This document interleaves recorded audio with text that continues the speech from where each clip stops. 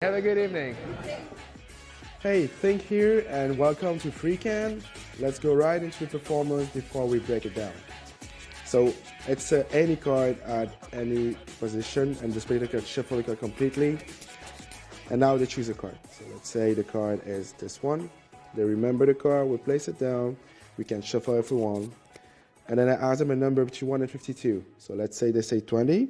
Perfect. So I give them the card. And I show them how to shuffle. So they shuffle like this.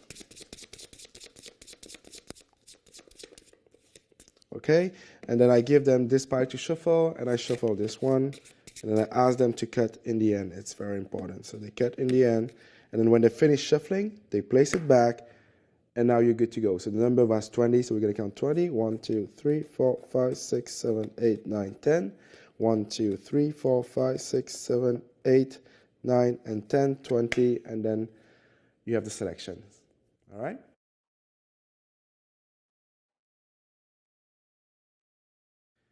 So now let's get into how this trick works.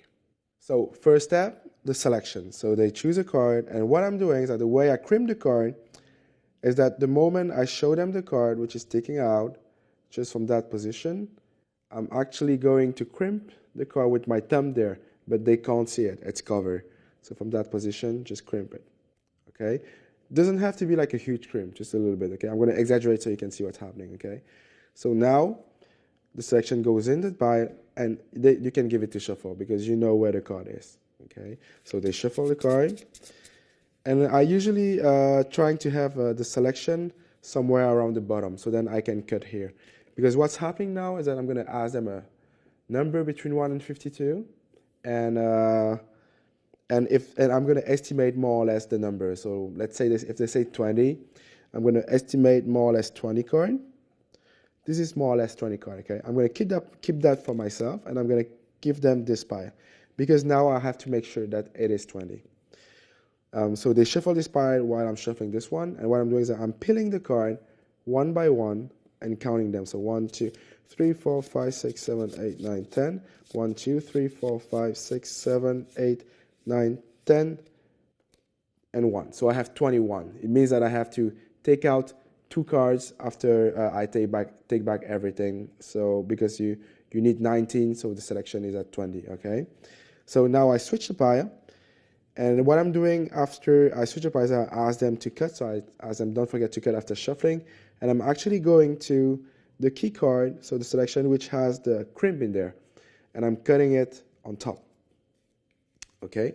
Once it's on top, now I take back the pile they shuffle, place it back. But remember, I have to take out 2 cards, right? So what I usually do is that when I take back, I either do a pass, any pass you want, to just get rid of 2 cards, which is on top, that goes in the bottom. What you can do as well is that you can just spread the card again and curl the card. If you need to curl 2 cards, then I curl 1 and 2 cards and place it at the bottom. The action of curling is actually just pulling a card under the spread, just by doing this, just by pulling with the card, okay? What you can also do is that I usually like to do it openly. So what I like doing is that when I give them the card, so I give them the card and I say, oh, sorry, just by mistake, just like a little bit like Danny Darcy style, place it in there and then ask them to count. Yeah, here we go.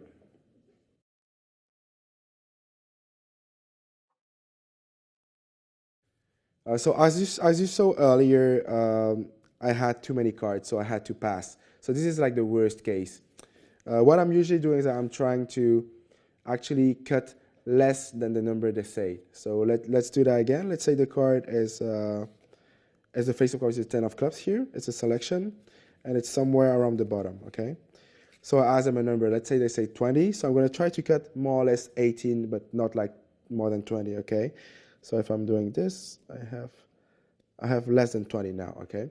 So I keep that. I let them shuffle this. Now I count the card. 1, 2, 3, 4, 5, 6, 7, 8, 9, 10, 11, 12, 13. So I know I have to add 6 cards when they gave me back this pile, okay? So they're going to give my, when you switch pile, and this time I'm going to cut the selection to the top. I didn't put a crimp this time. I placed it face up so you can see better.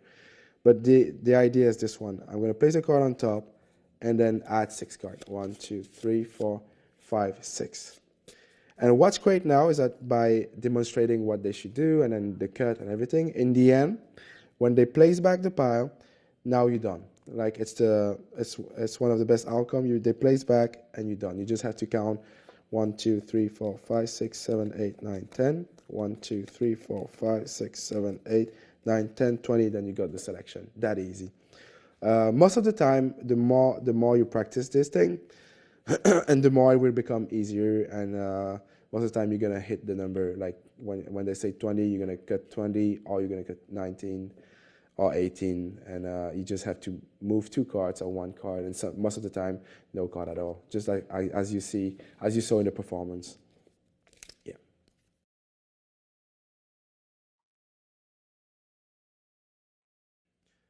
So a crimp is like a corner you bend, right? So you bend one corner, so now if this corner is bent, then you know where the card is because you can see like the corner which is crimp, okay? But there's several ways of doing it. In the performance, what I use is this one where I put out the card, go up, and from that position I'm going to crimp the card, and I have like a cover because they can't see that part when I'm crimping, okay?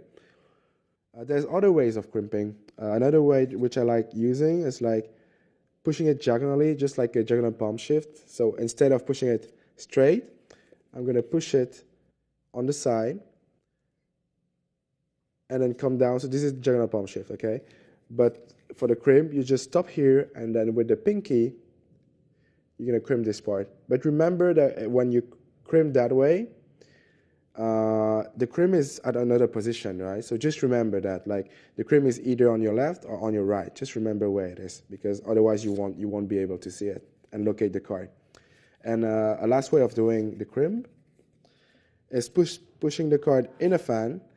And when you push it in the fan, you can see that the corner here is sticking out, right? So with the with the pinky, you just push on the corner and you got your crimp as well. So when you're going to close now, with that crimp, the crimp's going to be on the right, just like the first method I showed you.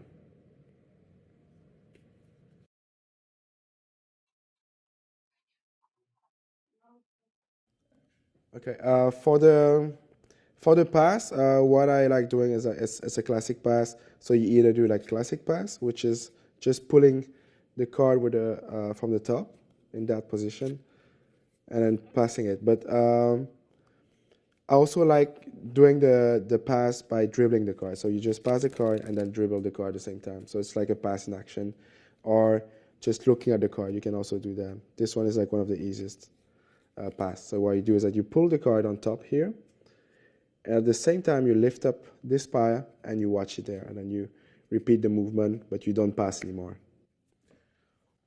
Okay, so for the pass, what you should do as well is the position of the fingers are very important. So what's happening is that just remember that I'm left-handed. So what I'm doing, you have to do contrary.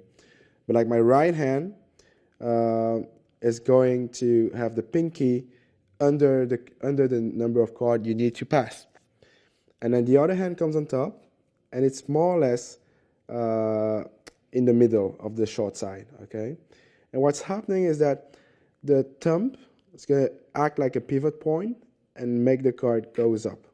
Okay, so that's how it works.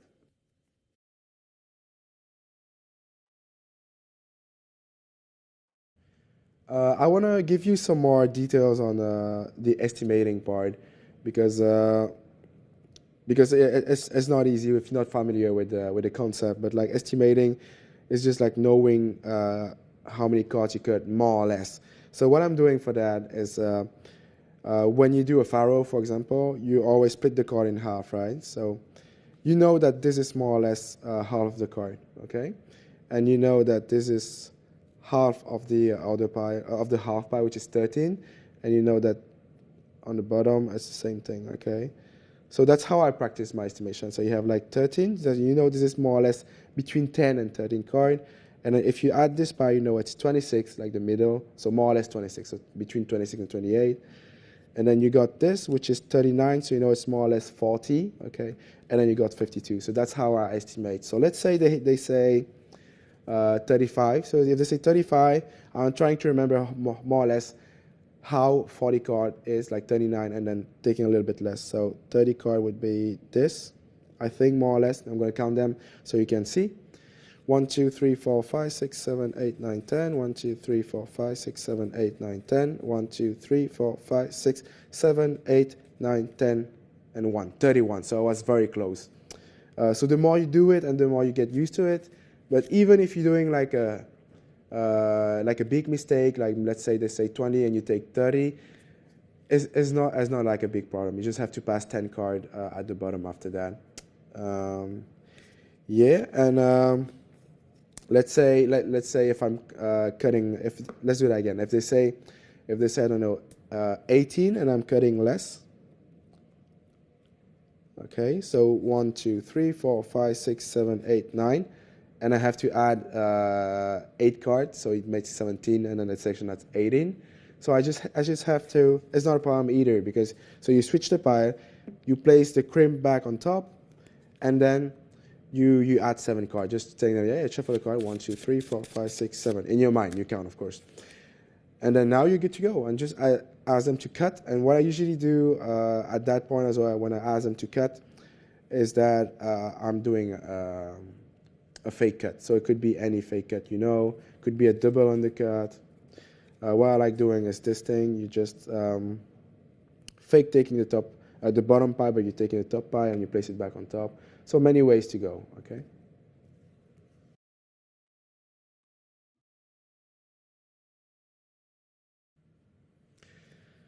What's great about this trick is that everything feel very fair because like the dirty work, it's happening at the same time, like during the trick in plain sight. So you're not hiding anything. So when you give them the card, the crimp is in the middle somewhere. They shuffle the card. So this is very fair. When you show them how to shuffle the card, you counting the card. So you're actually counting the card in front of their eyes. So you go like 1, 2, 3, but in your mind, and you just have to go and shuffle the card till you have the number of cards, and then you're done. So all of the work is like happening in plain sight. Again, I'm saying it because you have to remember that that's what makes the trick so good, is that everything is happening without you trying to hide anything. And something very important as well is that usually I'm trying to make them choose a number more or less in the middle, like between 20 and 30. Because if it's too much card, if they say 40 or 50 or 48, this is very hard to count. So you're going to have it's going to be very long to count, like 48 card, okay? So what I usually do if they say the number 10 or if they say the number 48, I usually say, oh, it's actually very easy because it's close to the top. So tell me another number, and they usually go in the middle. And if you're really afraid of doing that, you just ask them, okay, just give me a number between 1 and 52, but somewhere around the middle. It's going to be more difficult for me. And then they're going to give you a number between 20 and 30, more or less. And this makes more sense for the trick.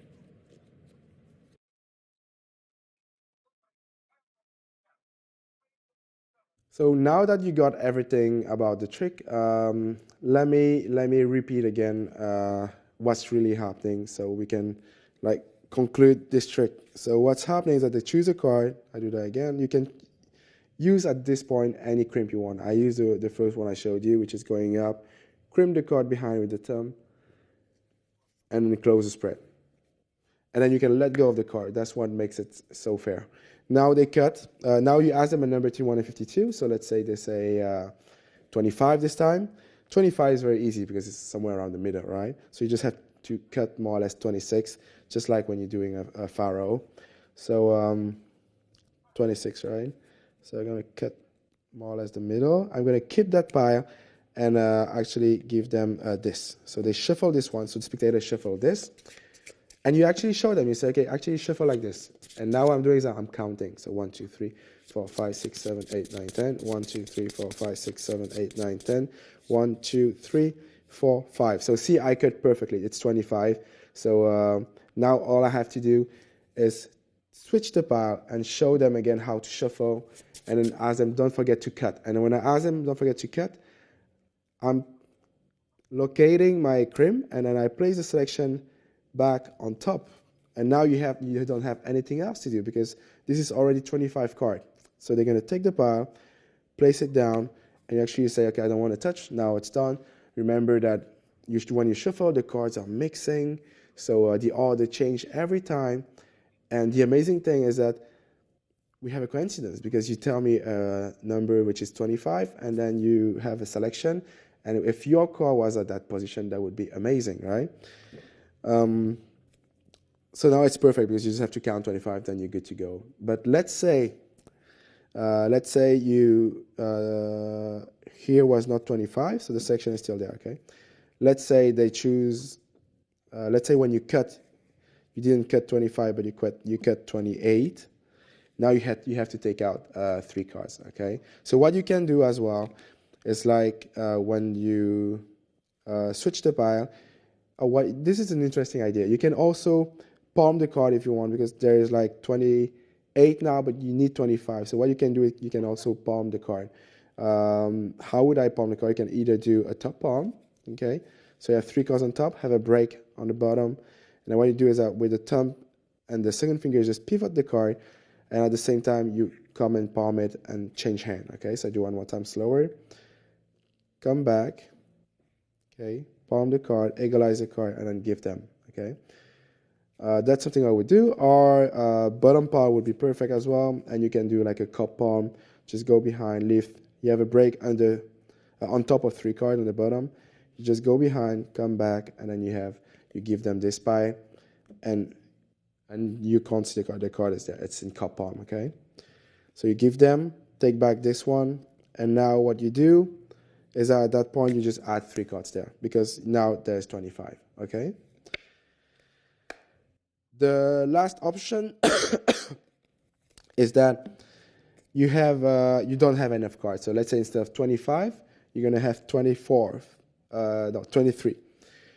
card, okay? So what's happening now is that you need to add 2 more cards to have 26. So you count them and you say, okay, you remember in your mind 23, you switch, you place the card on top, the ace of spades, and what you're doing is that you shuffle. Just as they are shuffling, you shuffle and you add 3 cards. 1, 2, 3. Place it on top, and you ask them, don't forget to cut. And now you can just do a force cut. Any force cut is good. Place it on top, and then now, when they place back, you can count 25, and you got your selection. So we arrive at the end of the explanation. Thanks for buying the trick. It's a trick I really like I'm performing that a lot at conventions and also for laymen because everything is so fair and it's completely impromptu. If you enjoyed the trick, please leave a review on Penguin Magic.